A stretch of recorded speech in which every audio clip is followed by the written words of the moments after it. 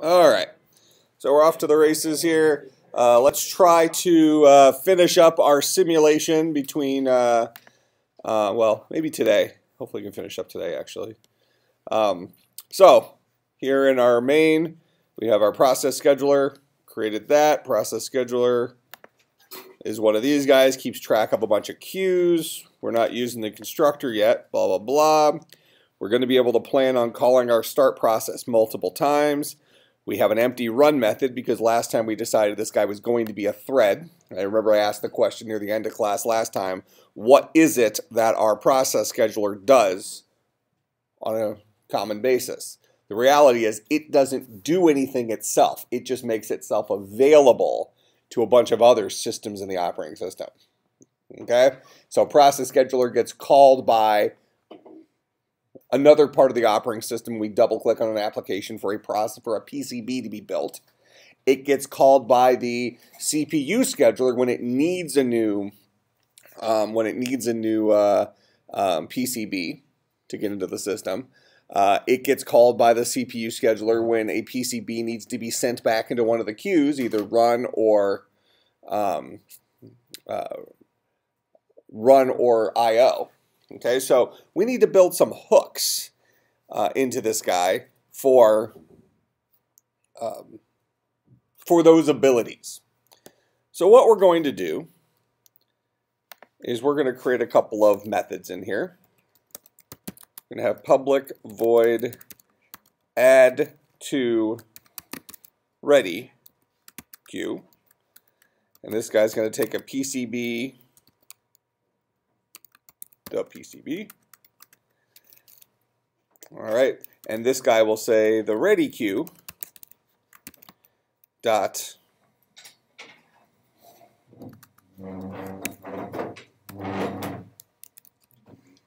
add last, because we get into the end of the line, right? Add last is going to be the PCB. So that's what add to ready queue will be.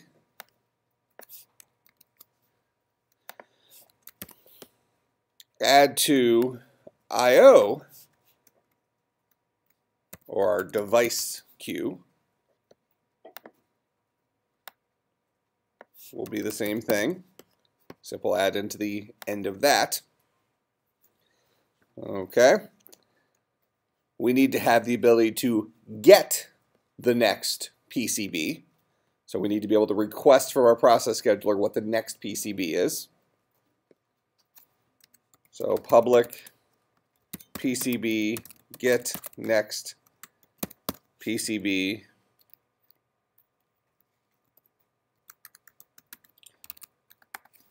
And this guy will return this dot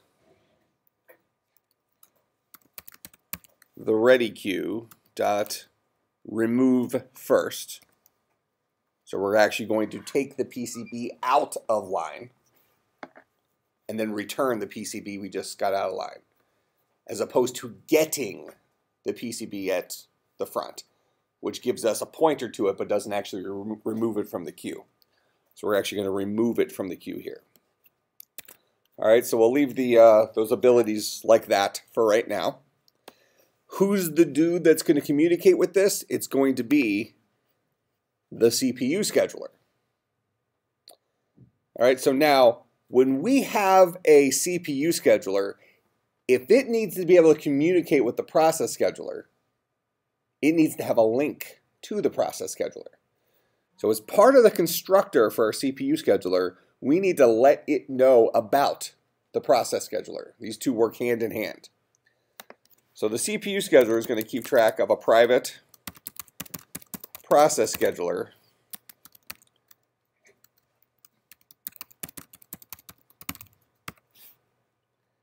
and we're going to pass that in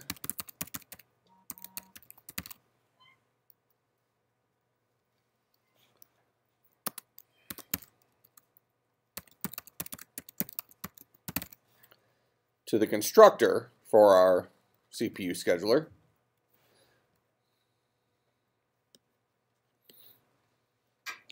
So right here we linked it to the CPU, but we actually built the CPU out of the CPU scheduler, which is reasonable enough. But we also need to now link the CPU scheduler to the process scheduler. So this dot the process scheduler is equal to the process scheduler. All right, so now the CPU scheduler has the phone that it can pick up and ask the process scheduler for stuff. Make sense? All right. Now, CPU scheduler also has that run method, where it just goes and does stuff at all times. What things will it be doing? Well, it will be interrupting the CPU sometimes. It'll be telling the CPU to start processing on something. It'll tell the CPU to stop processing something, so on and so forth. So let's look at the CPU.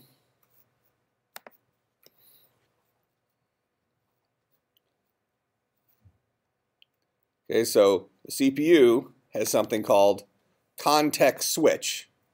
So when the CPU scheduler starts, it's going to tell the CPU to get the first context switch. Get the first PCB and context switch it, whatever that means. We wrote this last time. We decided, do we need to context switch something out before we context switch it in? If we do, context switch it out, then context switch the new guy in, then start. Okay?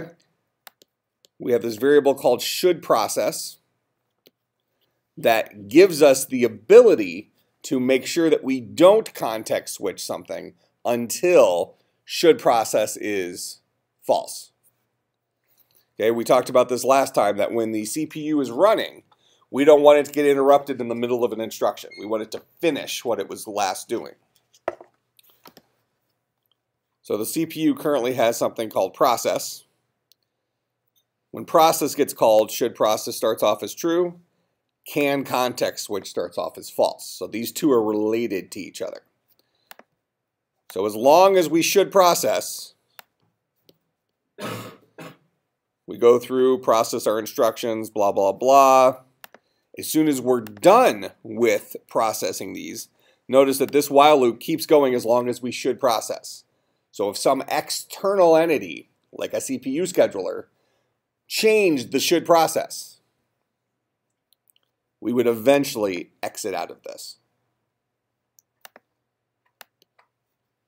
And we would set can context switch to true. Make sense? All right, so we can write a method called interrupt in the CPU.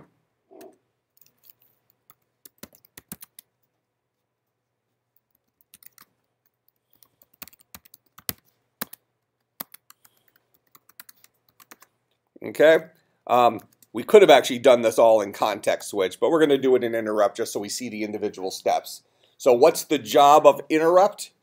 Interrupt is to let the CPU know to stop working on what you're currently working on at the end of the current instruction. Okay, and how do we accomplish that here?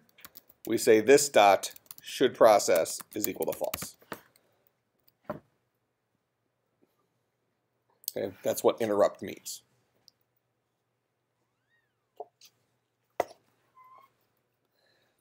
All right, so we will interrupt the CPU. Then we would likely call wait for, well, we'd likely call context switch. But instead what I'm going to do here is I'm going to write a little loop while this dot should process is still true. We need to wait. Don't do anything. Okay? We'll have to check to see if this is one risk we have when you just write empty loops like this. It's really actually bad programming to write empty loops like this. So what we'll do is we'll create some statistics. Int num cycles is equal to 0. And here we'll say num cycles plus plus. And at the end we'll print out num cycles. Just so we get a kind of a concept of it being alive, if you will.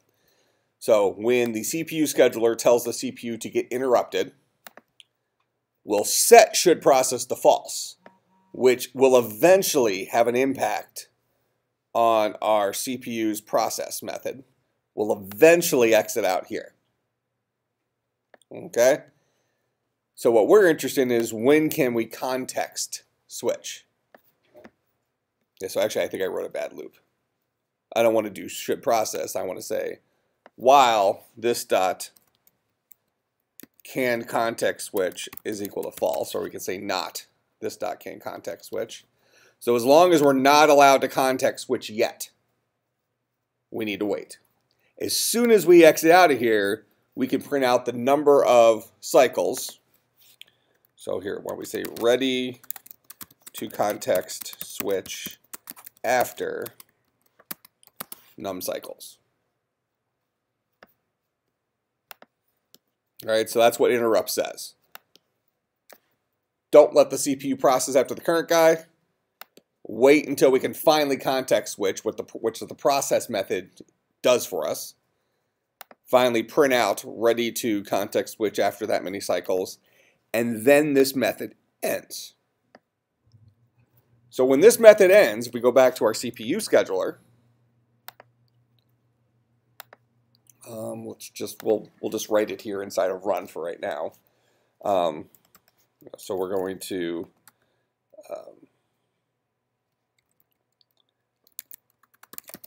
have a process or have a PCB run on the CPU for an amount of time. Okay, right now we're going to just write the couple of instructions. Each time we want to move something else in there, we're going to say the CPU dot interrupt, and this line blocks. So that means we don't get to this next line until the CPU has been successfully interrupted. Once we get to this next line, we know that we can context switch, right? And what are we going to context switch? We're going to context switch the CPU dot context switch, which requires a PCB. The PCB that we're going to hand this guy is this dot the process scheduler dot get next PCB. That make sense? So interrupt the CPU. As soon as the CPU has been interrupted, meaning that it's prepared for a context switch, we will say context switch the CPU with this PCB, which is the next PCB in the ready queue from our process scheduler. Now, as we have this written right here, we're assuming that there is another PCB in there, which is okay for what we're trying to accomplish here. We're going to kind of have a mini simulation here because we're running out of time in the course and I want to get through a couple other things. But in any case, we get what's happening.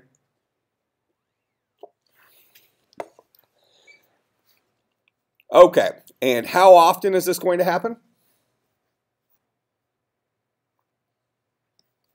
Well, let me ask you this. How long does the CPU scheduler run for? Forever. As long as the operating system's alive, the CPU scheduler is cooking. Okay? So we're going to have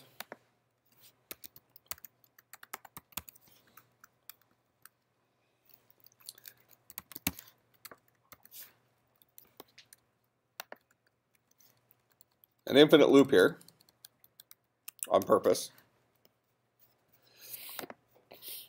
So this guy will just naturally die when our operating system shuts down. So as long as everything's true, interrupt the CPU, context switch. Now, we probably want to have some amount of time before we do that again. Otherwise, we're going to create a situation of system thrashing where we're constantly context switching things out and probably only getting one instruction in edgewise. So we need to tell the system to wait. Is it?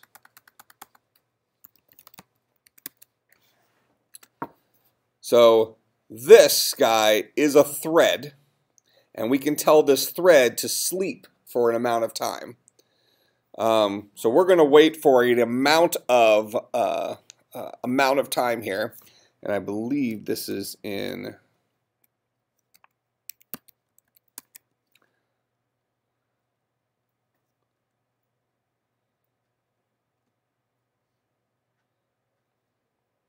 It's a long. Yeah. So if I wanted to wait for 1 second, I would put 1,000 in here. So for our little experiment here, let's say each CPU gets, or each PCB gets 2 seconds. Okay. This need to be on a try catch.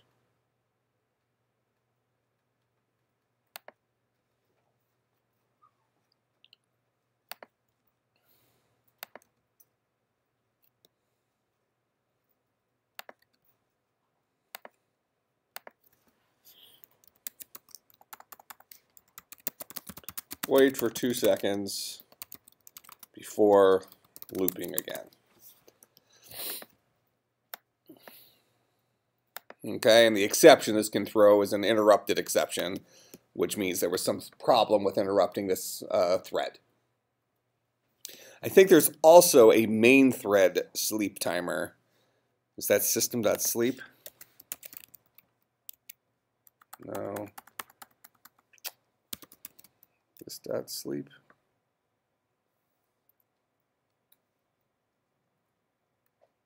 That actually might be the one we want. I think this guy might not throw an exception. Let me see if that's the case. Nope. Same thing. Realistically, they're probably synonyms.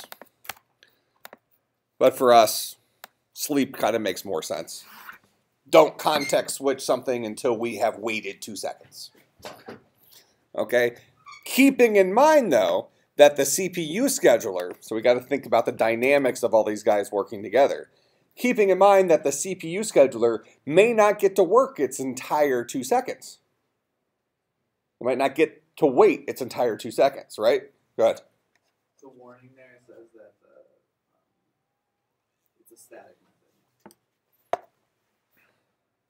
What warning? Sleep. Under. Oh, so it's thread dot sleep. But or you can do CPU scheduling using extends. Okay, well, kind of the same thing.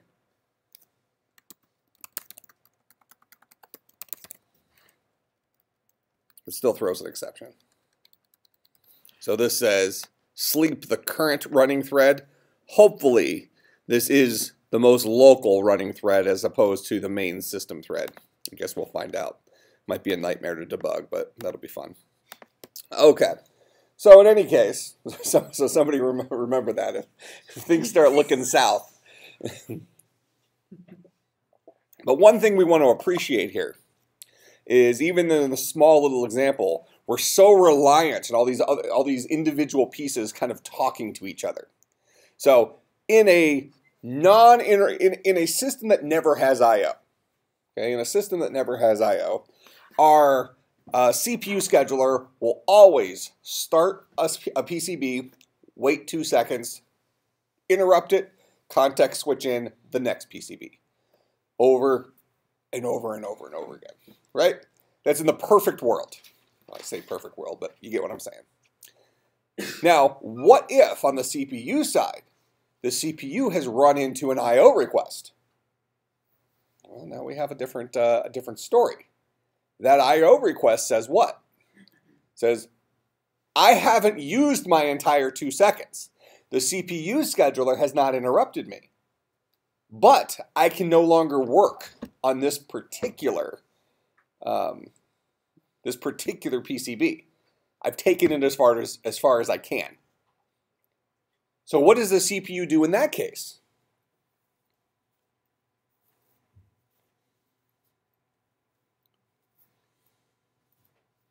CPU has to let the CPU scheduler know that I need to context switch out. Specifically, the guy I'm currently working on needs to go into the IO queue, the device queue, as we put it in our process scheduler. So we need a way for the CPU to tell the CPU scheduler some information. So CPU scheduler,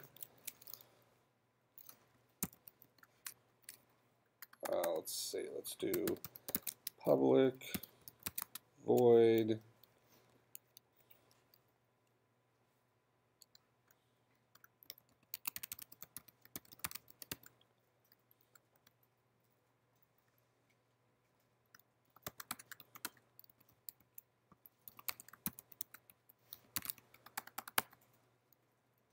let's just do it this way. So the CPU is going to tell the CPU scheduler to interrupt for I/O. So the CPU scheduler is then going to interrupt itself, or interrupt the CPU. Well, what does that mean? Well, the CPU now needs to expose a couple of things to the CPU scheduler. Okay, otherwise, we need to make the CPU aware of the CPU scheduler. Well, we're going to have to make it aware of the CPU scheduler anyways, because it needs to be able to talk to the CPU scheduler. We need to give it the walkie-talkie. Okay, so when we first build a CPU, right here, we need to pass it its boss. CPU scheduler, the CPU scheduler. And this guy will have a private CPU scheduler, the CPU scheduler. We'll set this dot the CPU scheduler equal to the CPU scheduler. All right, so we updated the CPU's constructor so that we can now pass it the walkie-talkie back to our CPU scheduler. So CPU constructor is updated. So in CPU scheduler, where we build our CPU, we need to pass it the walkie-talkie back to ourselves. So we pass it this. Make sense? This is the variable inside of this particular instance of CPU scheduler. That is how it refers to itself. So when we build the CPU requires that we pass it a link to the CPU scheduler. So we'll pass it the pointer to ourselves. So now the CPU can talk to us. Does that make sense? All right. So now the CPU knows how to talk to us. Let's go back into the CPU.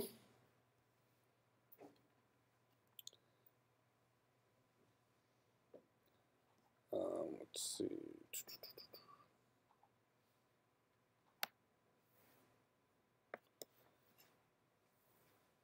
I'm very lost. Hold on. Process. Where's process?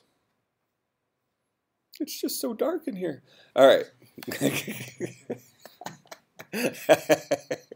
All right, so if we did happen to read in an IO instruction, okay, so this is while the CPU is processing. You know, when it's doing things other than IO instructions, it's just moving along, moving crap around between registers, whatever, waiting for the CPU scheduler to interrupt it and move on to the next PCB. So that's all this guy does is this. But if he happens to stumble upon an IO request, he's going to say, wait, I'm done right now. Okay? So he's going to have to let this dot, the CPU scheduler, dot interrupt for IO. Let him know that. Okay? So the CPU saying, I hit an IO instruction, you need to interrupt me, specifically for IO. Does that make sense? All right. So That way we're still leveraging the same interrupt sequence. Okay, so we're going to interrupt specifically for I/O.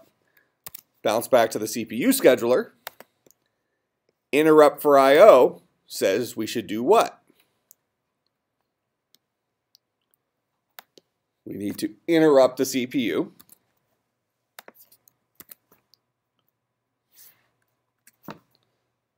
Then we need to context switch out the current PCB specifically for I/O. Does that make sense? When we context switch something out, it's going to go to one of two places. Well, in the big scheme of things, really one of three places. It's either run out of instructions and now it's done. So it's going to leave everything, leave the CPU, leave the process queue, blah, blah, blah. Okay? In our mini example here, we're just going to say processes never end. They're just sitting in the system because we're not writing a real full operating system. We're just seeing how all this works. Okay? So in our world, two things can happen. Something leaves the CPU and gets in line for a device, or something leaves the CPU and gets in line for the CPU. Those are the two things that can occur. In this case, the CPU has nudged us, letting us know, you need to interrupt me for I/O. Therefore, the PCB that I'm currently working on, if I'm the CPU, needs to now go get in line for a device. Make sense? All right, so inside of our CPU, we have a context switch method. And currently the context switch method just takes in the new PCB. It doesn't give us any information about what the old PCB should do. As it stands right now, context switch out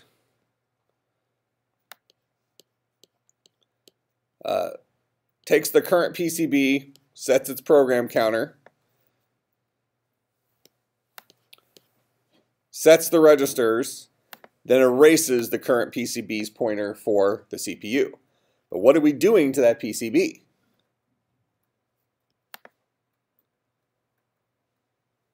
So before I set it to null, I have this PCB. And I'm about to lose a link to it. As soon as I say this.cur PCB equals null, that PCB is going to poof. Because remember, when it actually won't completely disappear because it still does have a pointer to it in the list of jobs that the process scheduler controls. Remember, our process scheduler has 3 linked lists. It knows about every job in the system, whether it's running, waiting, whatever. Just knows it as a list of all of them. Things don't leave that guy until it exits the system. Okay? Then it keeps track of all the things waiting for the CPU, and it keeps track of all the things waiting for a device. So when it left the list waiting for the CPU, it actually was removed from that list. So it no longer had a pointer in that list. Then it entered the CPU. Now if it leaves the CPU, which is what we say right here, we've done the context switch, so we've updated the data structure associated with that PCB. But right here is when we actually say, CPU, forget about the current guy. But before we forget about the current guy, we better tell him which line he needs to get back into. Okay? And we do that through the process scheduler. Process scheduler keeps track of lines. Okay? So we're going to say place this guy, this PCB, in the appropriate 1P? 3 Ps. That's not even close to it.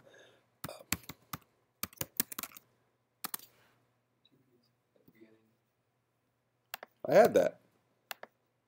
Didn't I have? I must have misspelled it somewhere else in there before. Wasn't sure if it was 2 or 3 Ps. I don't think there's a single word that has. I was just wondering the same thing. Why isn't there? Because we've created words that have more than 2 letters in a row. Like when somebody says they're so happy, it's like 5, 6, 7 O's, right? You know what I'm saying? Really depends on how happy you are. a certain point, it just goes negative. Any of you in here had 470 yet? Programming language theory class. Is it offer next semester? Next year? So the thing that reminded me about that, the class is impossible. You're going to love that one. There's these things called cars and couters in the language we use in there, where the car gives you the first element of a list, and a couter gives you the rest of the list as a list. But so you might take the car of the car of the car of the couter, or the cadader, and you can start listing like C-A-A-A-D-D-A-R. It's awesome. It's the way it should be.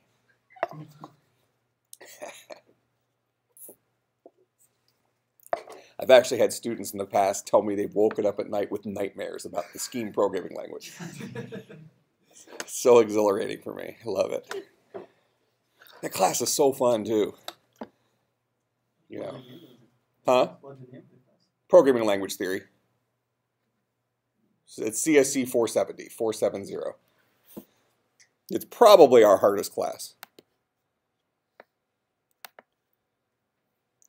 And I mean that in you better take it because it's a completely awesome way. Oh, by the way, quick plug. I think this is during Winterim. Professor Wall is teaching an animation class. If you're going to be here during Winterim, it's a really, really, really cool class. Like, super cool. People took it last year.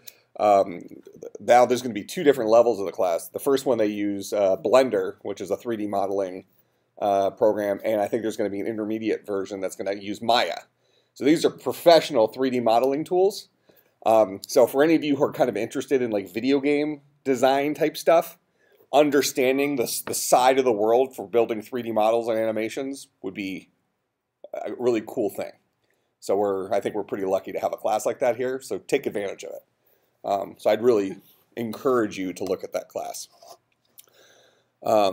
Really the only downside is it's during Winterim, and that sometimes becomes a financial aid issue. Like $500 of credit. Yeah. So, I don't know. I would say it's worth it. It's possible you might be able to work something out where you enroll in it as I don't know how you do it. I was going to say you could enroll in it as an independent study in the fall, or I'm sorry, in the spring, but attend the class in Winterim. There might be some interesting things you can do, is what I'm saying, but I don't know for sure. But the class is worth taking, so I'd encourage you to at least consider it. What was I talking about? Oh, cadaders. So awesome. All right, so in any case, when we context switch out, we need to tell the PCB what the appropriate, that's an interesting segue I took. Depending on how many P's there are, I went into this whole other, all right, place this PCB in the appropriate queue in the process scheduler.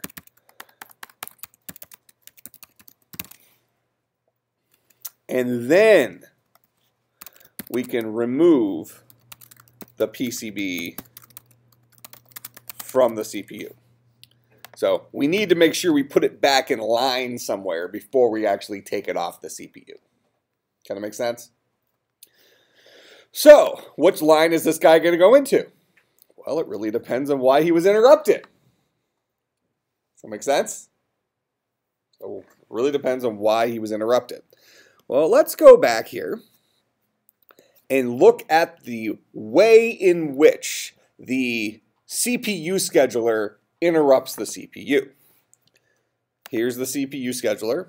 We have one way we're going to interrupt the CPU, and that's the natural way. The natural way says interrupt the CPU. As soon as we are done interrupting it, as soon as this line has returned, go ahead and context switch in this new PCB.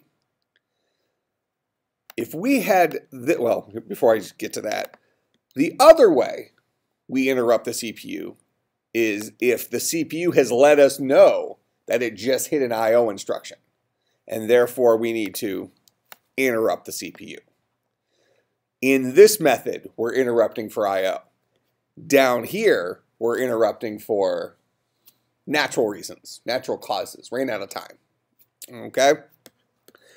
It's up to our CPU scheduler to take the PCB that's currently leaving the system and put it back in the appropriate queue. So whether we're interrupting for I/O or interrupting for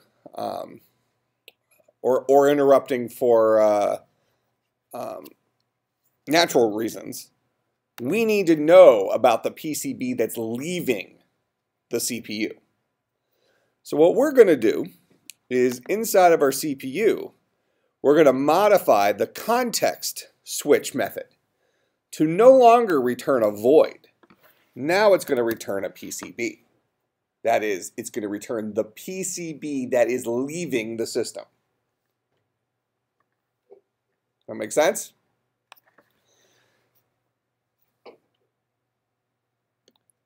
Okay, so that's this part right here. That's the context switch out portion. So what we're going to have down here is we're going to have a PCB temp PCB. And we'll start this off as null, or as bool, as null. We'll say temp PCB is equal to whatever context switch out returns to us. We're going to modify context switch out to return for us the PCB that it just removed from the CPU, that it context switched out. Then ultimately, after we start this CPU working again, return the PCB that was context switched out. Make sense? And what is that PCB? Well, it's return temp PCB.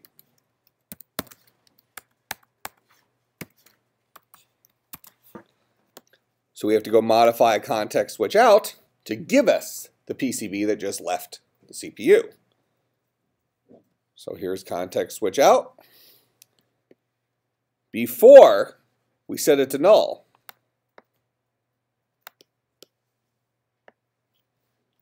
I'm going to leave that comment in here for now. Actually, I'm not, because we're actually going to do that in a different place. I'll cut that comment for right now. We're going to say PCB temp PCB is equal to this dot cur PCB. And effectively what we're doing there is we are preserving the pointer to the cur PCB. Then we're removing the PCB from the CPU. And ultimately, we're going to return temp PCB and make sure we update context switch out to now return a PCB rather than nothing. So context switch out now returns for us the PCB that just left the CPU.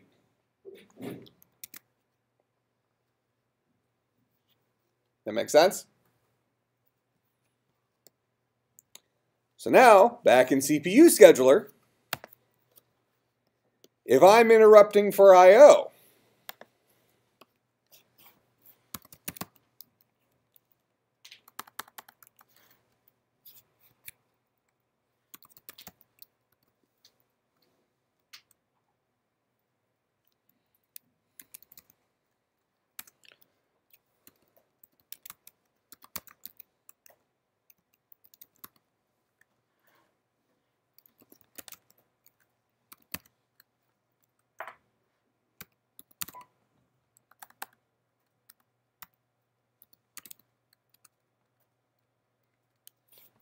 all right, that's a bear of a line. All right, so if I'm interrupting for I/O, what am I going to do? I'm going to add to the device queue of our process scheduler. Which PCB? The PCB that was returned by our call to context switch passing it the next PCB from the process scheduler.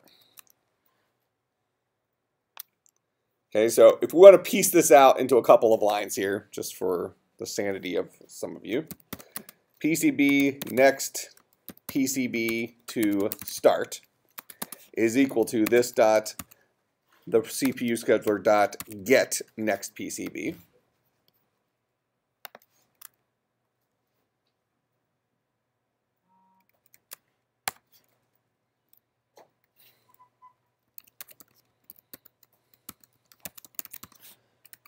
Okay, so that's what would go in there. So we're going to add to the device queue whatever's returned by calling context switch on next PCB to start. If we want to have another variable here, we could say PCB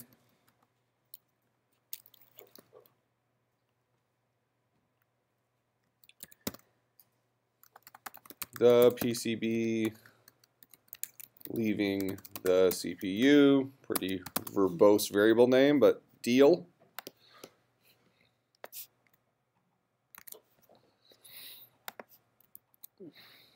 So that's this guy. We'll call context switch, passing it the next PCB to start.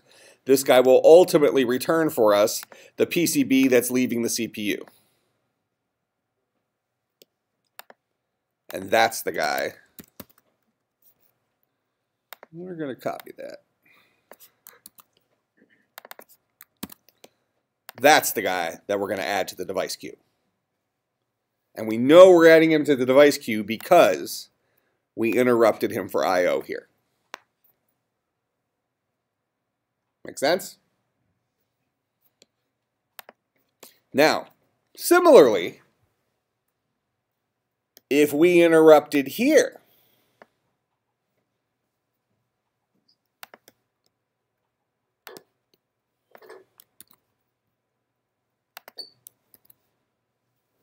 the PCB leaving the CPU is going to be returned by our context switch.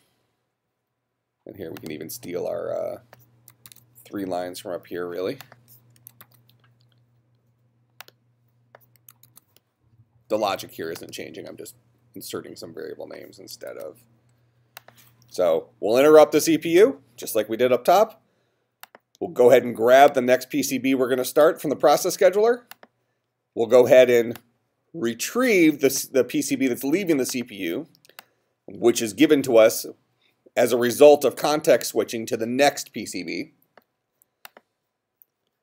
And then finally, we'll say this dot the process scheduler dot add to ready queue the PCB leaving the CPU.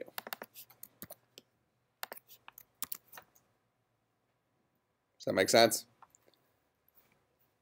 If we're interrupting up here, the CPU is going to let us know I hit an I/O instruction, context switch me, and put the guy in the device queue. If I get interrupted in here, that means the CPU ran to its conclusion after waiting 2 seconds. We're going to interrupt it, get the next one to start, get the one that just left, add it back to the ready queue so it can go to the CPU again. So we know at the CPU scheduler side what's going to happen. Now in reality, we actually still have a problem here because we're running the CPU scheduler issue as in its own thread of waiting for 2 seconds, where this guy is a method that can be called by our CPU. So what happens if we get interrupt for I/O called here? And then down here, our CPU, we're still sleeping. So let's create the scenario. I'm the run method here. I told the current PCB to start running. Now I'm waiting 2 seconds. 1 second in, that the CPU runs into an I/O instruction. Lets the CPU scheduler know to interrupt for I/O. I'm still sleeping down here, which is okay because this isn't a thread. Okay, but I'm still sleeping. So in 1 second, I'm going to interrupt the CPU anyways. Okay, but I'm interrupting it prematurely here. So I'm going to do the interrupt, context switch stuff out. Now, the bad thing would be If I don't do anything, after 1 second, the guy that just context switched in is going to get context switched out and put back in the ready queue. I've cut his time short. Right? Cut his time short. Question is that acceptable? Short answer is maybe. We might assume that, okay, well, our computers are so fast, rather than going through the extra work and the extra time to make sure that this dude gets his full amount of time, maybe I just go ahead and let it naturally cut him short, knowing that there's going to be timing issues anyways. So in that little scenario I just painted, he gets his 1 second on the CPU instead of 2, and then he gets context switched out. Not fair, but possibly reasonable for an operating system. And this kind of brings us to a truth about operating systems, and that is they are not an exact science. We're trying to do the best we can, but there's no way for us to know how the ultimate end user will use the system that day for that session. Does that make sense? So we're having to try to make a guess about how the average user will use the operating system and how we can write the operating system itself such that it gives the best performance to the average user given the way that they use the system. All right? So we couldn't necessarily make this decision about whether we're going to make sure he gets his fair share or just let him get whatever was left with any sort of certainty. It might not be better to let it go. For us, because it's easier and because we're basically out of time, and because on Monday I want to start some of the details of memory management to kind of finish things off, we're going to say that we're just going to let it go. Okay? We do still have a couple of thread problems in here where you can solve them as a reader if you'd like. We might come back to it if we have an extra day right at the end, but we're kind of running out of days for the class. But in general, what I want you to get out of what we just did here is this concept of there's a lot of moving parts to the operating system. We've already seen just with these 3 little pieces here to make stuff run on the CPU. There's so much communication going back and forth. So many points where something can go wrong as it's leaving the CPU or going back into the CPU. So the fact that our operating systems don't crash that often is actually kind of fascinating. All right, questions, comments, concerns, bribes? I will see everybody on Monday.